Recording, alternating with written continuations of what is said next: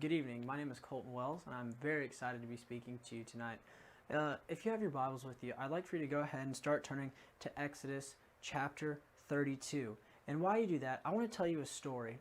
Back in 1937, a really famous architect, he was an architect, a designer, a writer. He's even been called the best all-time writer of of American architects today. In his work, not his writing work, but obviously his building work. So back in 1937, Frank Lloyd Wright built a house for industrial man Hibbard Johnson. Now, Mr. Johnson was entertaining some very distinguished guests, very respectable people, you know. And what happened was his roof started leaking right on his bald head. I don't have a bald head, but Mr. Johnson did, and the water was dripping right on his head. So what did he do? He called up Frank Lloyd Wright and said, "Frank, you built me this beautiful house and I love it, but there's water dripping right on my head." And all the dinner guests, they were able to hear Frank Wright's response when he said, "Well, Hib, why don't you just move your chair?" Now, I thought that was pretty funny when I heard it, because it's just obvious. Why doesn't he move his chair? Well, because he was stubborn, possibly, and that's what we're going to talk about today. We're actually going to talk about stubbornness. So, when I looked up a definition of what stubborn is, I found that it is having or showing dogged determination to not change one's attitude or position on something, especially in spite of good arguments or reasons to do so. Now, I don't know about you, but me being as a teenager, I tend to be very stubborn sometimes when it comes to conversations. However, if we look at dictionary.com's definition of stubborn versus what stubborn is in the Bible, we see that the biblical definition has been around longer. So really, if we want to study stubbornness from a biblical standpoint, we need to figure out what it means in the biblical context. Some other words that we can use to describe stubborn are cruel, grievous, and difficult. Now, earlier I had you turn to Exodus 32 because we're going to do a case study on some very stubborn people throughout the book of Exodus. We're going to be talking about the children of Israel. And primarily in chapter 32, Moses he was up on Mount Sinai, and he had been gone for a very long time. And the children of Israel, in verse 1, they said to Aaron, Moses has been gone for a while, basically, and we don't know what's happened to him. So what do? They have Aaron make them a gold calf.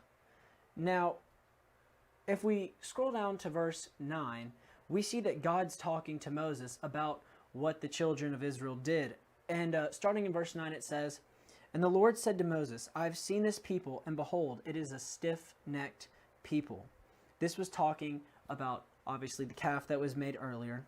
Verse 8 actually says, "They have turned aside quickly out of the way that I commanded them. They have made for themselves a golden calf and have worshipped it and sacrificed to it, and they have said, These are your gods, O Israel, who brought you up out of the land of Egypt." This was not at all a good move by the children of Israel. Verse 7, God said that they corrupted themselves. The people that Moses led out of Egypt had corrupted themselves. So our first point today is going to be, how does God react to stubbornness? We want to look at God's reaction to stubbornness and how he views it. Well, obviously we know that he called them a stiff-necked, or some versions say obstinate or stubborn people. Now, we see that God's wrath burned against the children of Israel. It burned so much to the point that he was ready to just kill them all and start over with Moses. He's just like, I'm done. I'm done. I can't. Verse 10, "Now therefore, leave me alone, that my wrath may burn hot against them, and I may consume them, in order that I may make a great nation out of you. That's God talking to Moses. He was so upset that he was just ready to start over.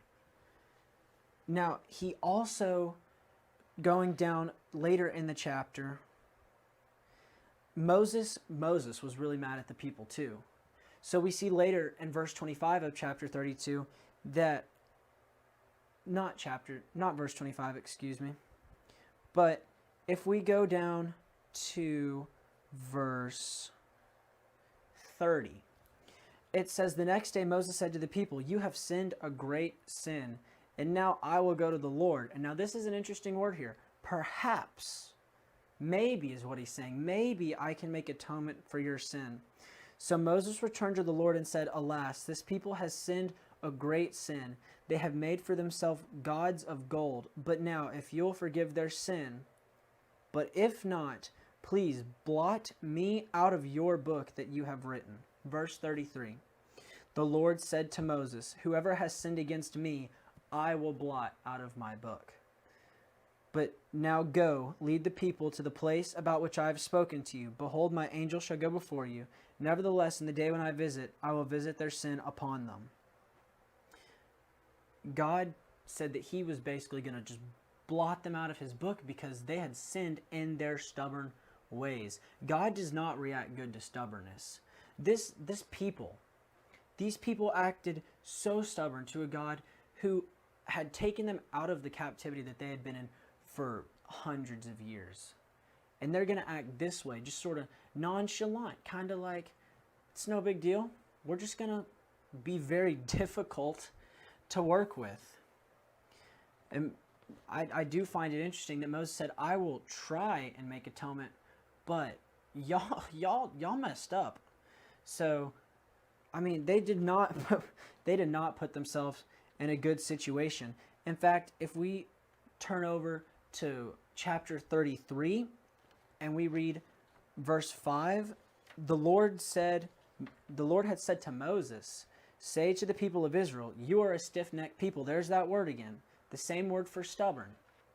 You are a stiff-necked people. If for a single moment I should go among you, I would consume you. So now take off your ornaments, that I may know what to do with you. Therefore the people of Israel stripped themselves of their ornaments from Mount Horeb onward. Now what he was talking about is he was talking about God. He wasn't going to go ahead of them in battle anymore. He was just going to say, go, you know. The same God who had been fighting their battles for so long, this God had brought them out of Egyptian captivity. He parted the Red Sea. He sent the 12 plagues, and they just act stubborn and very difficult to him. He said, I will consume you if I go ahead of you. Now, God doesn't just get there overnight.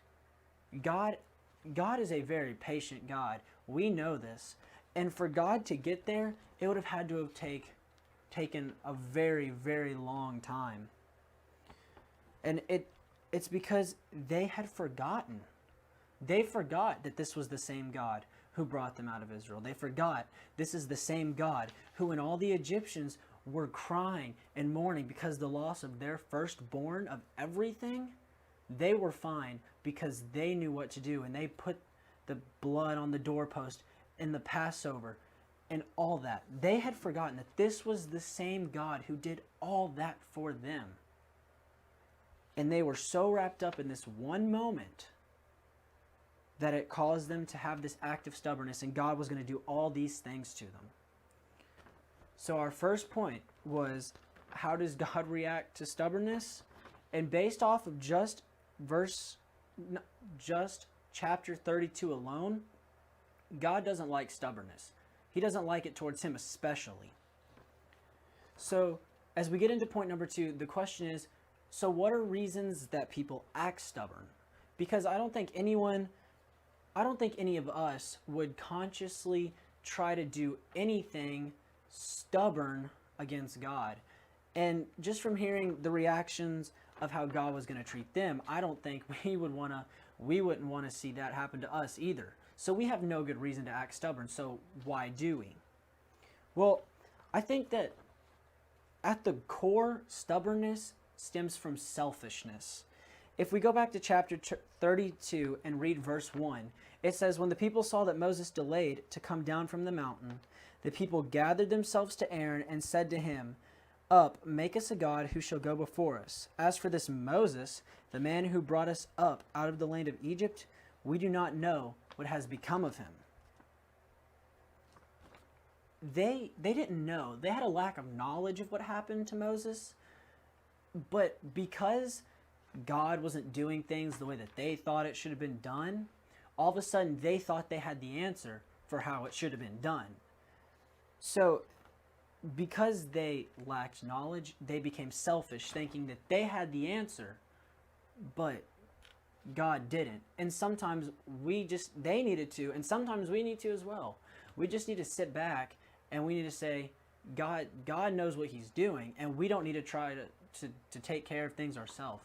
So one way that we act stubborn is from selfishness, which is really what I think that stubbornness stems from. Another way that we can act stubborn is our influences. Let's be honest. Everyone always talks about if you're around something, it's going to, you're going to start acting like it. And the Bible actually says bad company corrupts good morals, talking about the influence you put in. There's even an old saying, it's an old Southern saying, if you hang around a bunch of stinking sheep, you're going to start smelling like a stinky sheep. It's just how life works. Whatever you hang around is what you become. You may not know it because it takes time, but that is what happens. So our influences can really, influence whether or not we act stubborn or not. Let's think about it. They were in captivity for hundreds and hundreds of years. And they were around a very stubborn people, again, going back to the 12 plagues and everything else that happened. Pharaoh didn't want to let him go. And the people themselves, if they were anything like their leader, they had to have been stubborn. And because of the stubbornness, all the things that were bad happened. The water to blood, the death of the firstborn, all the locusts, all the crops, everything that went bad for them stemmed because of a stubbornness from the people of Egypt towards God. So it makes sense that if they were in that culture for so long, would they not have sort of inherited some of the way that the culture acts in a way? So our influences can influence our stubbornness and cause us to act stubborn. And then another reason that I think that sometimes we can act stubborn is because of fear. If we turn to Exodus 14, that's when we see that the children of Israel were crossing the Red Sea. Exodus 14:11 talks about them. They were so scared. They got to the Red Sea, and all of a sudden there's just water. I just imagine you're standing at the edge of a nearby river. So a nearby river for me would be the Tennessee River. So I just imagine I'm standing on the edge of the Tennessee River, and I have no way to get across. And I'm trying to run. Let's say I'm running from somebody, and I've got no way to get across. Well, that's basically the situation they're in. They just see this huge body of water. And God's going to do something really special here. But they don't see it yet because they're so scared of what's behind them. And they don't remember who's guiding them and who's leading them forward. So they say in verse 11 of chapter 14, "Then they said to Moses, 'Is it because there's no graves in Egypt that you have taken us away to die in the wilderness? What have you done to us in bringing us out of Egypt? Is this not what we said to you in Egypt? Leave us alone that we may serve the Egyptians? For it would have been better for us to serve the Egyptians than to die in the wilderness.'" How low of a point do you have to be at in your life that you're willing 1 minute to leave the captivity you came from because your God is saying, "I got you," and the next moment you're so scared of the army coming behind you that you forget God's got you, and you're like, "We'd rather just die in captivity. We'd rather stay there and serve them." And they didn't necessarily have it good. The Bible talks about how their captivity was a harsh captivity and a cruel captivity. It was not like they were just living in paradise in Egypt. and they wanted to go back, when literally the God who is in control of everything wanted to take them out of it. So I think sometimes our fear can dictate how stubborn we act towards God and how stubborn we act in situations. So just to go over it again, the reasons that we can act stubborn sometimes, I believe really it does stem from selfishness, because they were so scared of what was going to happen to them from the fear that they became blind and they became stubborn in their view on that. And then our influences, because they had been around a stubborn culture for hundreds of years. So it makes sense that they would have started to act stubborn. So now that we know how God responds to stubbornness, and we know a few reasons why people act stubborn, what are the effects of stubbornness? Stubbornness is kind of like, it has a ripple effect. You know, when you're at a pond and you take a rock and you skip it, how they all have the little ripples every single time it hits the ground, or not the ground, the water, and there's just a little ripple effect. And you know, if you had leaves on there, the leaves might start dancing. Our stubbornness can be that way. I want to tell you a story. Back in 1986, there were two Russian ships, and they were in the Black Sea, and they were sailing, and they saw each other on their radar scanners, and they radioed each other, and they're like, we see that we're like gonna cross paths, and they're like, should we do anything about it? And they talked about it, and they're like, nah, we won't hit you. And so they just went about, you know, just sailing, and one of them had 1,234 people on it. Now what ended up happening is the two Russian ships collided, and 398 people lost their lives that day. Now, it gets even worse than that, just in the sense of how it was set up. For 45 minutes, the captains of both ships knew that they were going to collide. In fact, the captain of one of the ships abandoned it before it even happened. The other one tried to put on the brakes and go the other way, but it was too late, as one ship sailed straight into the side of the other. Those captains were later arrested, and it was not a good day for a lot of people. Why? Because those captains saw that they were on a collision course, and they decided, we're not going to do anything. We're just going to stay like this. They were stubborn in their thinking, and because of that, they ended up killing a lot of people that day. And then the effects of stubbornness on themselves, they ended up in prison for who knows how long, probably life. Our stubbornness really does have an effect on the people around us. If we go to Exodus 13, we see Pharaoh was very stubborn in just about everything. Exodus 13 and verse 15 says, "For when Pharaoh stubbornly refused to let us go, the Lord killed all the firstborn in the land of Egypt, both the firstborn of man and the firstborn of animals. Therefore I sacrifice to the Lord all the males that first open the womb, but all the firstborn of my sons I redeem." We see here that Pharaoh acted stubbornly, and again, the 12 plagues were a result of it. And this one's probably the worst, thinking about it. And I know as teens we can't really think about this, but I'm a first child, so if you're not a first child, imagine that you wake up and your older brother or sister, they're just dead. Or for me, if I was an Egyptian here, tonight would be, let's say that the angel was coming tonight. Who knows when that angel would be coming? I could just drop dead in the middle of this lesson because that angel's coming. It's really a scary thing. And from the parents' perspective, they lost a child. And that stems back to the fact that Pharaoh was not willing to do what God said. He was stubborn and he refused to let the people go. There's that ripple effect again. You throw that stone in the middle of the lake, hits the water, and the leaves start bouncing. Pharaoh stubbornly refused, and because of that, a lot of people suffered. Not only that, but when he stubbornly went after the children of Israel at the Red Sea crossing, he lost one of the biggest armies for that day. If there was a comparison for the Egyptian army then, it'd probably be the United States Army today. They were huge. And just like that, God took out so many of them. And that's because Pharaoh stubbornly went after them, stubbornly did not let them go, and even stubbornly let them go, and then went after them. And God did take care of his people. But we see that ripple effect.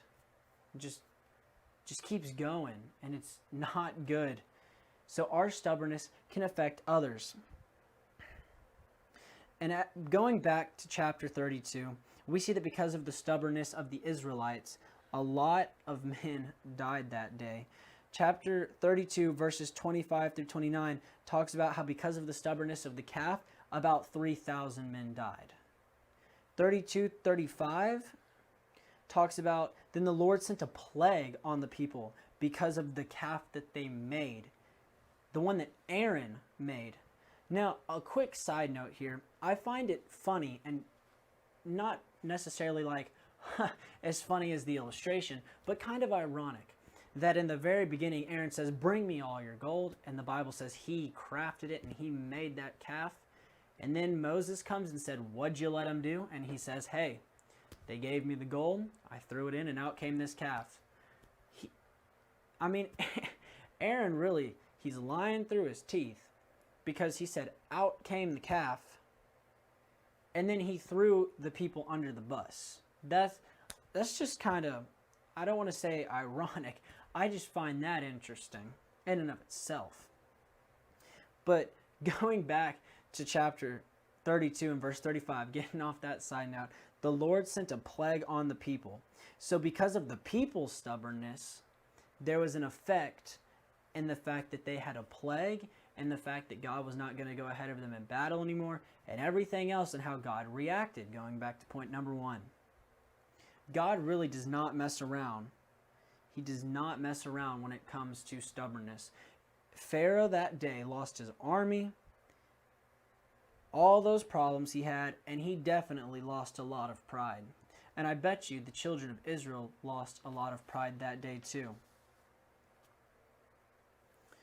So now that we know how God reacts, we know a few reasons why people act stubborn, and we know the effects of stubbornness. How do we combat stubbornness? This is really a key part in getting to grow closer to God and getting to be more like Him. Well, the opposite of stubbornness, which we said earlier, was cruel, grievous, difficult, obstinate. The opposite of that would be humility, lacking pride, or being selfless. Proverbs 16:8 says, pride goes before destruction. If we have pride, it's not going to be too good for us. Philippians 2:3-5 talks about Jesus when he came down to earth and how he humbled himself. There's that word humility. He humbled himself. Let's read 2:3-5. Do nothing from selfish ambition or conceit, but in humility count others more significant than yourselves. So we're supposed to do nothing from selfishness. We're supposed to do everything in humility, and we're supposed to count others as higher than ourselves. Let's keep reading in verse 4. Let each of you look not only into his own interest, but also the interest of others. Have this mind among yourselves, which is yours in Christ Jesus, who though he was in the form of God, did not count equality with God a thing to be grasped. But, here it is, but emptied himself, taking on the form of a servant, being born in the likeness of men. And being found in human form, he humbled himself by becoming obedient to the point of death, even death on a cross. Here we see the perfect example of anyone who's ever lived, Jesus, coming down, and he's the greatest person who's ever lived. The highest, back then, rank of social status was big to them. He was the greatest ever because he was God's son. And he came down and he served people. He humbled himself. He put others way above his needs. He put our needs above his needs when he died on the cross. He was humble. He lacked pride. He was selfless. He was a servant. He was every way that you can combat stubbornness towards God. Every way that's right. And really, if we look to Jesus, we can see how to combat stubbornness in our everyday life. He talks about it. He teaches about it. He lived it. In 1 Corinthians 8, Paul was talking to the church in Corinth, and he's talking about imitate me as I imitate Christ. And isn't that a bold statement? But in 1 Corinthians 8, he's talking about how there's brothers and sisters in the church of Corinth who are more spiritually mature, and there's some who are less spiritually mature. And they had a real problem about sort of like pride of their knowledge, basically. So there were a lot of people who would have been converted from idolatry and paganism, and say that you were in the market and there was meat and you were a Christian who had a lot of spiritual knowledge, you would see that meat and you'd just be like, that's meat, because that idol is not a real God. The only real God is Jehovah God, and that's the God that we serve. But if you were someone who had been converted from paganism, then you might have had a harder time eating that meat because from your background, you know what it's about. And people do have a hard time letting go of their background. So they would have seen that, and they would have been like, I don't know about the meat because it reminds me of where I came from. Now, what the more spiritually mature Christians were doing, instead of encouraging them, they were saying, what do you mean? It's just meat. That's not a real God. You should know better. You're a Christian. You're not in paganism anymore. And they were kind of shaming them, which is not what we're supposed to do. Well, Paul started writing to the church in Corinth, and he spoke on this subject. And he said, if eating meat causes my brother to stumble, I will never eat meat again. Now, that's not because Paul was over here trying to be some holier than thou. Paul really was understanding that if someone is going to have a harder time in their Christianity because of him, he does not want that to happen. He wants to encourage that person, not be, as he would say, a stumbling block. And that really is an example of humility and selflessness right there, that he would quit eating meat if it meant that someone else had an easier time growing spiritually, getting closer to God, and getting to heaven. If we go back to the beginning, why did Mr. Johnson continue to sit under that water? It was just draining on his head, right off his bald head, probably onto his shoulders, making him very uncomfortable in front of his highly esteemed and distinguished guests. Why would he just continue to sit there? Well, I want to ask us a question and really challenge us. Why do we continue to sit under the water in our everyday life and our walks in Christianity? If all we have to do is move, why do we just sit there? Why are we stubborn in our stubbornness? Right? So if we can just move, then why don't we just do it? It would please God, and it would do so much more for the kingdom. We'd have such a bigger reach. So again, this is all about, the kingdom first. If we're going to combat stubbornness, we have to have humility, we have to lack pride, and we have to be selfless. I want to leave you with this statement. Stubbornness before God prevents submission to